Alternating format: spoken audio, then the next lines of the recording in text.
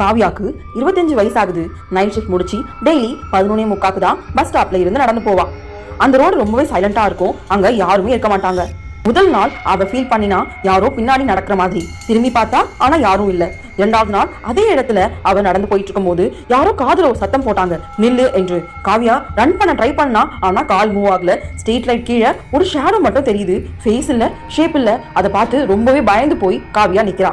மூன்றாவது நாள் அவளோட வாய்ஸ் மாறிடுச்சு. அவ பாக்குறதுக்கு ரொம்ப வித்தியாசமா இருந்தா. அவ கண்கள் ரொம்ப பிளாங்கா இருந்துச்சு. அப்போ பக்கத்துல இருந்த நெய்பர் ஆண்டி கூப்பிட்டு கேட்டாங்க, காவியா சாப்பிட்டியாமா? ஒரு மாதிரி டல்லா இருக்கியே, ஏன் என்று. காவியா சிரிச்சா, நான் இப்போ சாப்பிட்டுட்டு தான் இருக்கேன், நீங்க பாக்கலையா என்று. ஆனா காவியா அந்த நேரம் ரோட்ல தானே இருக்கா என்று நெய்பர் ஆண்டி ரொம்ப குழப்பத்தோட இருந்தாங்க. அப்புறம் டெய்லி அவளை பார்க்கும்போது அவகிட்ட ஏதோ விசித்திரமா இருந்துச்சு. அதனால அங்க இருந்த சிசிடிவி ஃபுட்டேஜ்ல காவியா ரோட்ல நடந்தா, அப்போ அவ தனியா பேசுறதையும் அவ பின்னாடி ஏதோ ஒரு கருப்பு உருவம் வரதையும் அவங்க பாக்குறாங்க. அதுக்கப்புறம் பஸ் ஸ்டாப்ல இருந்து நடந்து வரும்போது காவியா மேல ஏதோ ஒரு உருவம் கூடவே இருக்கு அப்படிங்கிற தெரியுது. அது யாரா இருக்கும்? உண்மையாவே காவியாக்கு பேய் தான் பிடிச்சிருக்குமா? கமெண்ட்ல சொல்லுங்க. இந்த வீடியோ பிடிச்சிருந்தா லைக் பண்ணுங்க, ஷேர் பண்ணுங்க. இது போன்ற மேலும் வீடியோக்கள் பார்க்கணும், சப்ஸ்கிரைப் பண்ணுங்க. பார்த்துக்கு நன்றி.